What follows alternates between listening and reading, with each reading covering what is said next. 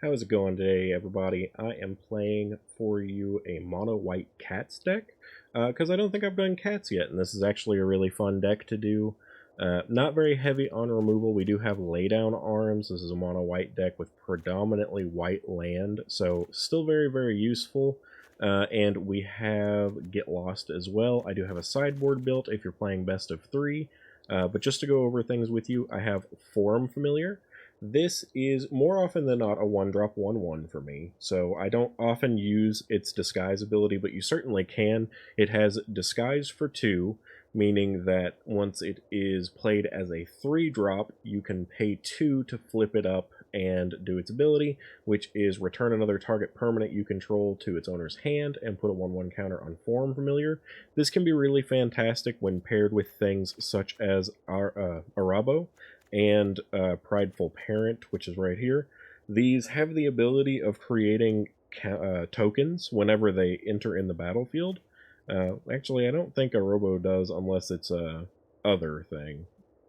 No, whenever a Robo or another non-token cat you control enters. So yeah, either of these are really good bounce targets that you can utilize to return to the battlefield and create other 1/1 cat creature tokens. The Regal Caracal also can do that. So it can create additional 1/1 cat tokens with lifelink. So bouncing any of these to your hand for the opportunity to replay them and get additional token rewards from them is really fantastic. You can also bounce something like a Helpful Hunter and get a card draw effect. And then on top of that, it is a 1/1 cat creature, so this is a bit of an older one that I don't see other people running. I do have it as a 2-of in this, just because it's fun to play around with occasionally. We have the Leonin Vanguard, a very fantastic card in this cat deck, in my opinion. At the beginning of your combat on your turn, if you control 3 or more creatures, this creature gets +1/+1 until end of turn, and you gain 1 life. This card pairs fantastically with Ajani's Pridemate to continuously on your turn during your attack step continue pumping him, making it an additional 1/1 counter. I will say the drawback of the Ajani's Pridemate is that it doesn't have trample, so that can get really annoying if you're putting all of your eggs in that one basket. That's why I'm not running cards like the enchantment for each creature you control entering gives 1 life, or the little rabbit that does that same ability. We're just not relying entirely on Johnny's Pridemate. It is a good card. It is one that still helps us fantastically, but it not having trample and nothing in this deck giving trample or flying just made me feel like it was not a priority. So we've got Savannah Lions. I don't love this card. It is only a 2/1, so it's very easy to chump block and get rid of, but it is a 1-drop 2/1 in this cat deck that prioritizes buffing it with things like Arbo, Regal Caracal, and Patchwork Banner. It is worth noting, too, the Patchwork Banner is only a 1-of, but it and the Regal Caracal are not legendary like Arbo, so you can have multiples of these sorts of things out on the battlefield if in your version of this deck you decide you want to make adjustments to make more of those. But the Regal is extremely expensive at a 5-drop, so I don't love that about it. Patchwork Banner isn't terribly expensive, and you can do things like on turn 3, play it, give all of your cats +1/+1, and still tap it for mana for a 1-drop, so it's still really good in that regard. We've got, like I said, removal package, lay down arms, and get lost. We've got Pridemate, the Ajani's Pridemate, to get 1/1 counters, mostly just from the Leonin Vanguard, but it can still be relevant from other things as well. Helpful Hunter is just a 1/1 for 2, which can be annoying at times because it's still just a 1/1, but getting that extra card draw value out of it's really nice, especially in this deck. Sky Knight Squire, probably one of the best cat creatures that was released in this set. It is a 1/1 on entry, but whenever another creature you control enters, you put a 1/1 counter on it, and as long as this creature has 3 or more 1/1 counters on it, it has flying and is a knight in addition to its other types. So, when you play a card such as Arabo, Prideful Parent, or Regal Caracal, that's multiple creatures entering the battlefield, or even if you play anything with Arabo out on the field, because it triggers off of other non-token cat creatures entering as well, then you get additional 1/1 counters for additional entry triggers from your cats. That's pretty much covered everything in the deck. We are running a playset of Cavern of Souls because this is entirely cats, so it's not too bad. We have 2 Soulstone Sanctuary, which also count as cats, so they can be really relevant in getting that last push to kill someone. I think that's about it. I'll go over the sideboard here a bit. We've got Authority of the Consuls, which makes it to where your opponent's creatures enter tapped and you gain 1 life. This can be a really good sideboard if you're playing up against like a mono-red deck or something playing Urbrask's Forge, because it can completely shut that down and make that card useless unless they can answer the enchantment. And more life gain can potentially be useful for our Johnny's Pridemate as well. I just don't have it main board because it is so easy to run into decks that aren't running creatures at all, so it can be just a dead card in those situations. We have Ghost Vacuum, very common to see in most decks' sideboards as an answer to graveyard decks because they are so popular. Sheltered by Ghost, a really fantastic way to remove something from your opponent's side while giving lifelink to your creature. A really good target for this would be something like a Johnny's Pridemate, because it can get so big and so hard to deal with, and this giving you another means of gaining life on that turn as well.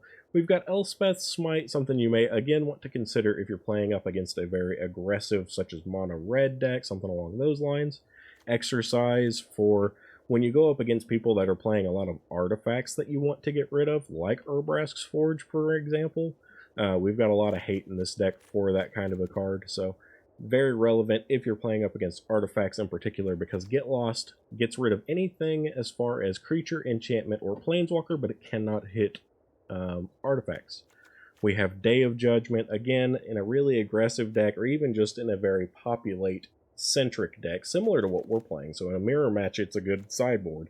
But it's also really good for getting rid of elves and things like that and buying yourself time to draw more cards. So we have a few of it in sideboard as well. That's the deck. I hope you guys enjoy this. Like I said, I don't think I've done a cat deck yet, and they are really fun to play. It can be a little bit difficult since everybody's running so much removal, so much creature control right now. They can sometimes get locked out. It can be very annoying running up against things that are running like temporary lockdown or sunfalls, things like that. But I'll go for 3 wins in best of 1 today like I normally do. Hopefully you guys enjoy the deck, and thanks for joining me.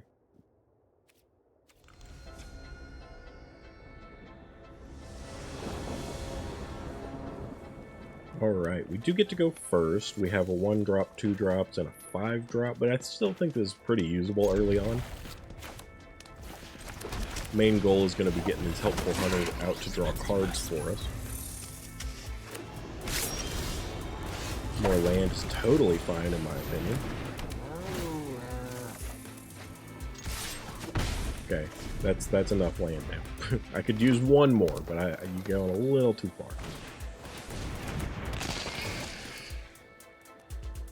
Okay, in this case, I'm going to play Lay Down Arms on that because I don't want it on the field. So let's first go with Helpful Hunter, draw an additional card. Then we're going to go with Lay Down Arms to exile this, meaning we don't help them fill their graveyard types, and we get to attack for 3. Because now we do have 3 creatures. Going forward from here, I would like to draw anything playable, in my opinion. That Hunter is playable. Let's go ahead and get the Soulstone Sanctuary out, just because it could be relevant. The next turn we're going to go Regal. I don't want to do any attacks here while we could and still potentially kill the Wicker Folk. It's better just to hold back.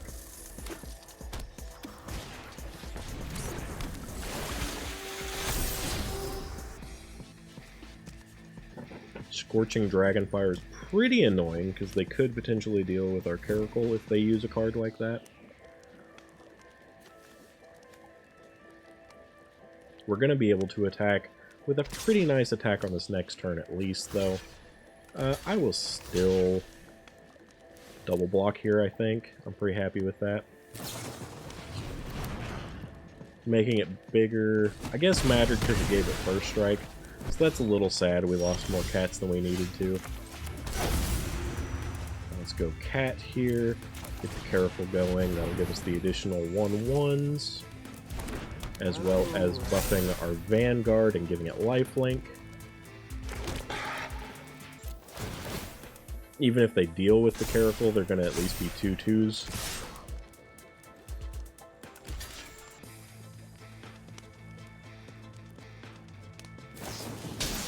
Yeah, so I expected that. I'm pretty okay with that. I wish it wasn't the same card. I don't like them getting first strike because that mitigates the lifelink that I'm using. Scorching Dragonfire, we knew that was going to happen. They did not go for any attacks here. Let's go ahead and go with Arbo first. Gets a buff on all of our cats. Then we go Prideful Parent, which gives us an additional cat because of Arbo.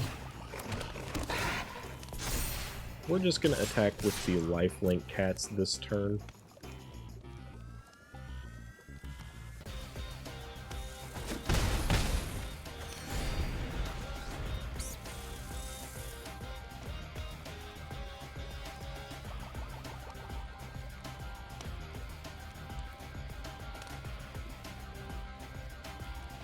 Up to 33 life, notably, at this point.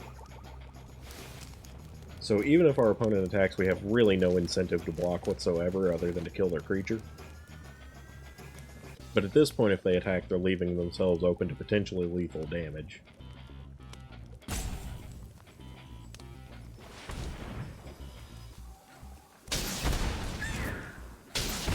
Hurting themselves to tap land must suck. Because now they're at 9. I fight for every plane. Alright, we've got a Sky Knight Squire, which I think is really good to go ahead and play here, honestly. Means we get a bigger cat. And I'm pretty okay with attacking with the Prideful Parent and the Vanguard, because they don't have anything that can trade favorably with it. Okay, 1 block.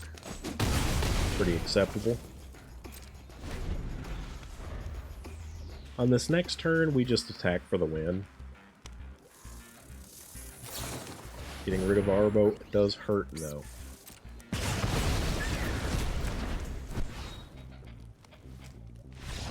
Yep, they still lose.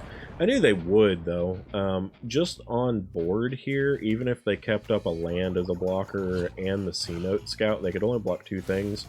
I've got a 2/2 here, a 2/2 here when I get to the attack step, and then 2 for 6 more damage just from 1/1s. So even if they block both 2/2s, they take full lethal damage from the 1/1s with nothing else to play. So, and we were up to 34 life, so they were having a pretty rough time. But this was a good representation of what cats can do. Unfortunately, our opponent did have answers to both of our cat buffing mechanics here, but this was still pretty fun, so I hope you guys enjoyed Game 1. Let's see if we can get 2 more wins.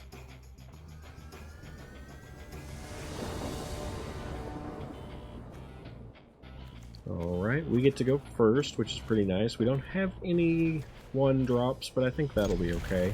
Hopefully we draw a land to get most of our 3-drops going. All of them are good to go with Sky Knight at least. If we haven't drawn a 3rd land... Okay, we just did. I was going to say, if we hadn't drawn one just then, I was going to play the Helpful Hunter to at least try and get us to 1 quicker.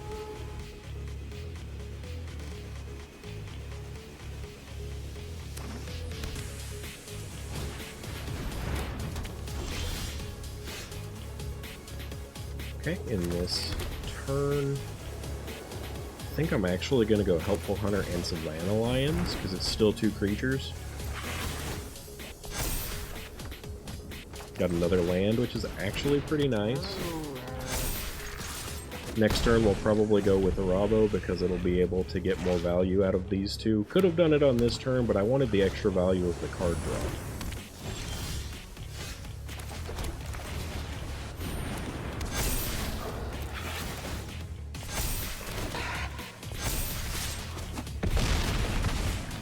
Opponents at 6. Obviously, they're trying to run the Heir Apparent deck that Malone just posted recently. I think it's going to be too slow to deal with what we have going on.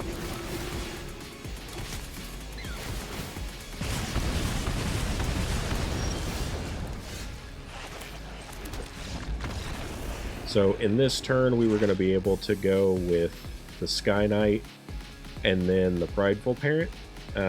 So it was going to get 7 triggers on the Sky Knight this turn, and they had no blockers for it. So we were about to win. Them leaving like they did was pretty spot on. Well, that's a good game 2. Let's see if we can get the last win out of the way.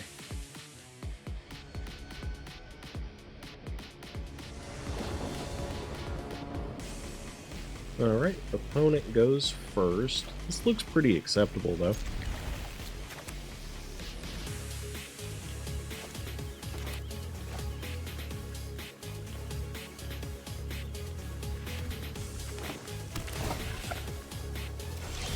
Probably some kind of a Selesnya token deck, just from the look of it.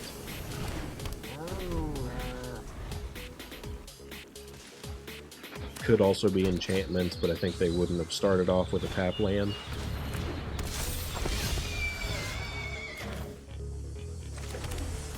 Let's go ahead, in this case, use Laydown Arms and get our... Let's get our other Savannah Lions down, and then I can get the Vanguard and the Johnny going next, or the Pridemate going next turn.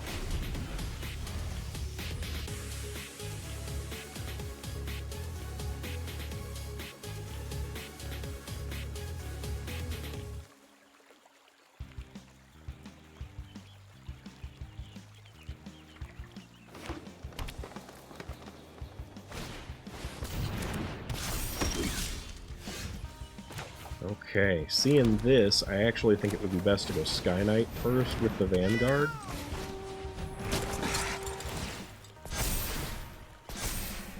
Then I'll attack with one of the Savannah Lions, because I don't mind if he chumps blocks, but he won't.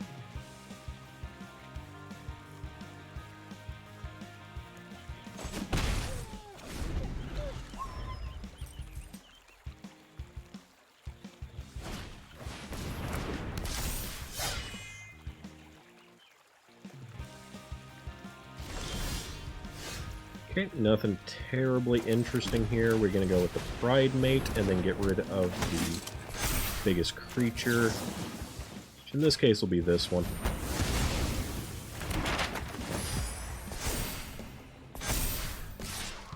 If he wants to block, he can, but again, I just don't think he will.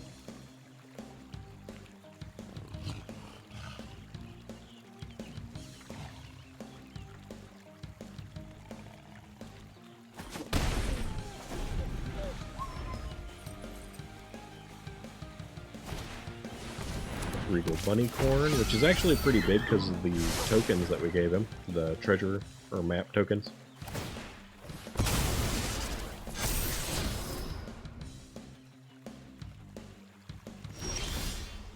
Helpful Hunter's a really nice draw here, actually. Another one is totally fine with me. We can start attacking with flying now.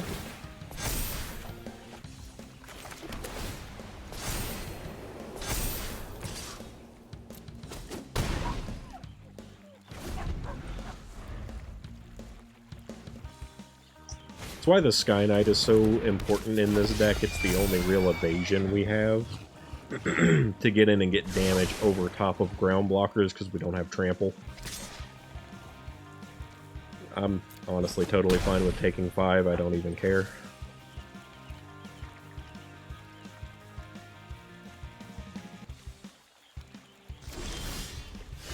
Another land sucks, but we'll just get in for another 5. Keep going our Pridemate.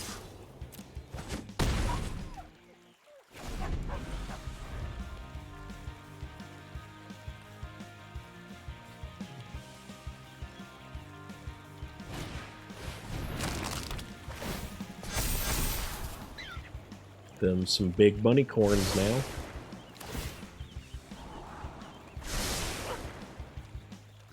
I can very easily, in fact, though, just block the Bunnycorns with my Hunters. Didn't even block. Yeah, and they went ahead and gave up there. I was going to be able to get rid of their Bunnycorn, one of them, and just attack in on this turn, probably for the win.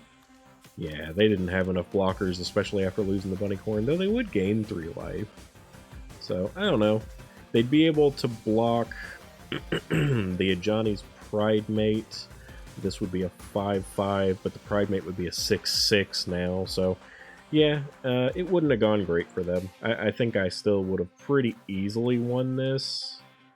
But yeah, so there's our 3 wins. Hopefully you guys like the cat deck. I hadn't done it yet, I don't think. And this is a pretty easy build one, too. I'm not running a ton of the more expensive cards like the Caracals. You can obviously run more of those if you like.